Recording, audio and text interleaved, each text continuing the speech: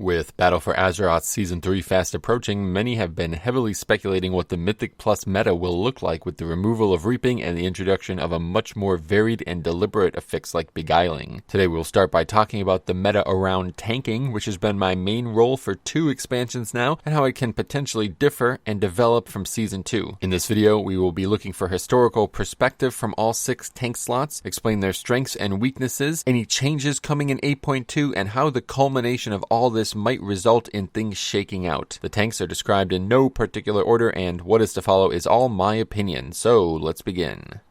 Blood Death Knight. Season 2 Strength. Vast utility like Gorfien's Grass functions very well in large volume AoE and a melee dominant comp. Self-healing focus also indirectly increases DPS of the healer and those around you. Season 2 Weakness. Lack of easy to output damage without Dancing Rune Weapon available, often leading to threat issues. On the bleeding edge, difficulty comparing self-healing to needed damage reduction the top tanks might offer. 8.2 Outlook. Essentially no changes to the Blood Death Knight. Brightest side may be the continual power creep of healing and absorption, primarily thanks to items and essences, pushing them further towards the absurdity they saw in Legion. No great improvement or regression in this patch. Beguiling's first impression. Tides and Void-touched Emissary exclusively deal magic damage, which is obviously Blood DK strong suit. Utility like grips may be more useful than actual DPS on these mobs as well. Season 3 Prospects. If the emissaries themselves prove to be challenging and engaging for a tank, Blood DK may have a top-tier kit for dealing with them, but will still be held back by a lack of overall damage and may continue to be outshined by tanks with better physical mitigation kits. Meta likely will shift away from AoE spam on high-volume pulls, and this will help put Blood DK back in the spotlight. Brewmaster Monk. Season 2 Strength. Excellent utility. Statue trivializes Reap and allows the group to go full DPS without any concerns for aggro, alongside AoE stun and physical damage buff that plays very well into the melee-heavy meta. Season 2 Weakness. Poor access to AoE damage output and being overshadowed in their main strengths of utility and physical mitigation has left Brewmaster in an unenviable state with little niche or reason to be taken over the top picks. 8.2 Outlook. Unique essences offer considerable versatility to the spec, and even after hot trub balancing, will still provide significant AoE output for a spec in desperate need of access to damage. Beguiling First Impressions. Excellent kit for dealing with all 3 emissaries. Ring of Peace and Crackling Jade Lightning hard counter enchanted emissary. Paralyze for CCing the Emissary of Tides, and potential hot trub imbalance may be present with the Void-touched emissary. Season 3 Prospects. Brewmaster is likely to have the best overall kit for dealing with all 3 emissary mobs, but their style of mitigation has never been particularly useful in Mythic Plus regardless of the affix week to week. Essences may end up improving them to a point of dramatic gain, which may attract more players to a spec with very solid utility and unique spells already present within the kit. Vengeance Demon Hunter. Season 2 Strength. Incredibly wide utility that can affect many targets at once and couples well with their cemented top-tier mobility and ability to create distance between them and the pack. Season 2 Weakness. Abhorrent mitigation consistency has them losing just about every viable comparison you can get for traditional tank values, especially among the top-tier tanks. 8.2 Outlook. Easily the most improved tank without question. Demon Hunter getting multiple strong buffs, which will synergize especially well with essences that increase uptime on metamorphosis. Beguiling First Impressions. Availability of CC is good for the Tide Emissary, but poor interaction with remaining 2 will be especially noted by a lack of consistent range damage for either of them. Season 3 Prospects. Highest optimism for the specs since Legion may potentially increase playership on its own. If the buffs plus essences end up being as potent as they seem like they might, Vengeance may become a juggernaut of overall defense with potent self-healing, magic defense, and much more consistent physical mitigation, albeit relying on meta CD and procs of meta from both talents and essences. Protection Warrior. Season 2 Strength. Imbalanced offense and access to AoE DPS alongside extremely consistent physical bulk, both which synergize very well for what the top groups were looking to accomplish.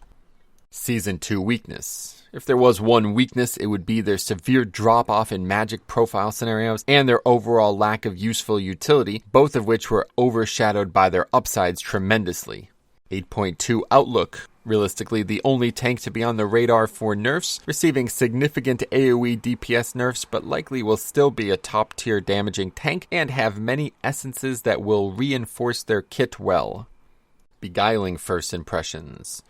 No distinct or strong synergy with any of the three emissaries, combined with the reduced likelihood for very large pulls, leave Warrior on unfortunately shaky ground for Beguiling.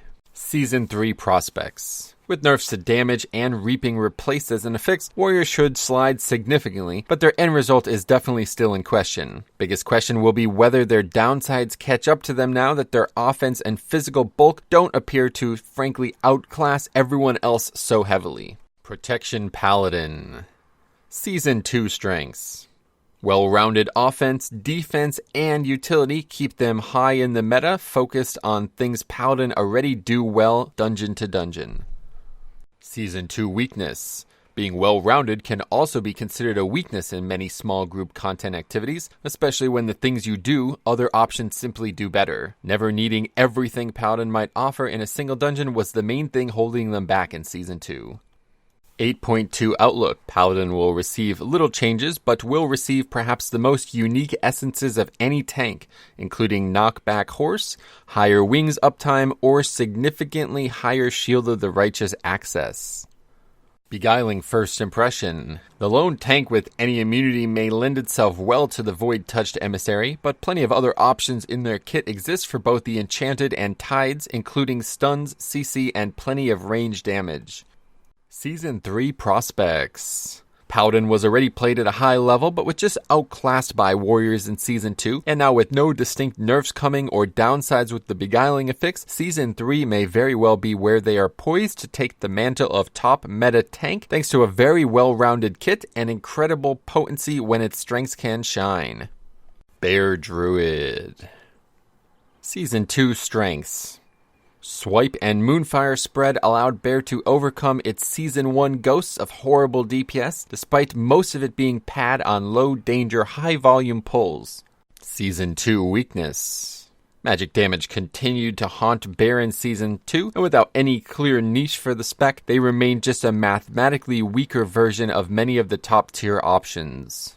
8.2 Outlook. Second most improved tank overall, receiving very sizable buffs. Many in the community think they are buffing things that simply aren't needing to be buffed, perhaps leading to a similar scenario we saw with Warriors coming out of Season 1. Essences may patch holes in their kit's weakness, being consistent DPS and magic mitigation.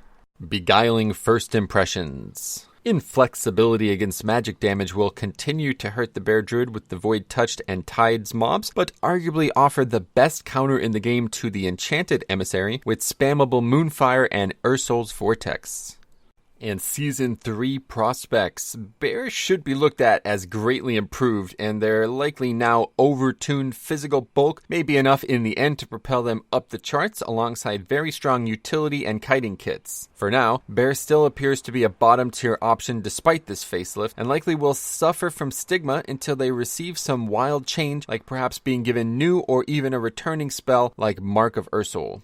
So, after a brief overview of each tank, it's clear to see who the winners and losers may be for this coming season and Beguiling affix in general. The meta itself will depend heavily on those who push it though, and sadly many others will directly copy what those top teams do, even in scenarios where them copying them simply isn't applicable. That being said, if I had to give my opinions on predictions for Season 3's meta, it would be as follows. Tier 1. Number 1, Protection Paladin. Number 2, Blood Death Knight. Tier 2, Protection Warrior, number 3 overall. Number 4 overall, Vengeance Demon Hunter. Number 5 overall, Brewmaster Monk, all in Tier 2. And Tier 3, alone, number 6 overall, Bear Druid. If you have your own opinions on how the patch and season changes may impact each tank, feel free to let me know in the comments section down below. Please remember, these are just my opinions, and be sure to include any comparisons between all 6 tanks if you do believe one thing is stronger or weaker than another to stay within the theme of this video. Thanks for watching, and as always, we'll see you in the next one.